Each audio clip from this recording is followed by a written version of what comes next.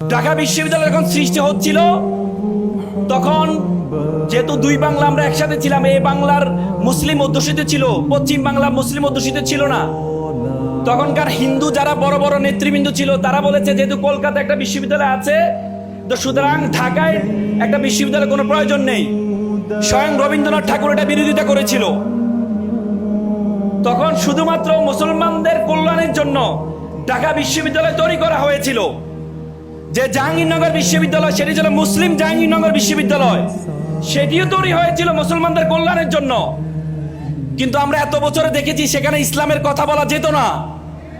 আমরা বিশ্ববিদ্যালয়ের ছাত্র ছিলাম, আমরা ইসলামের কথা বলতে পারতাম না, আমরা সরাসরি নামাজ পড়তে পারতাম না। নতুন বাংলাদেশে জেনজিরা দেখিয়ে দিয়েছে, বাংলাদেশকে যদি সুন্দর রাখতে হয় তাহলে ধর্মীয় মূল্যবোধে যারা বিশ্বাসী তারা ছাড়া বাংলাদেশকে সুন্দর রাখা সম্ভব না।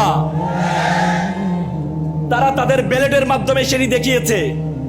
আমরা তোমাদেরকে কংগ্রেচুলেট জানাচ্ছি।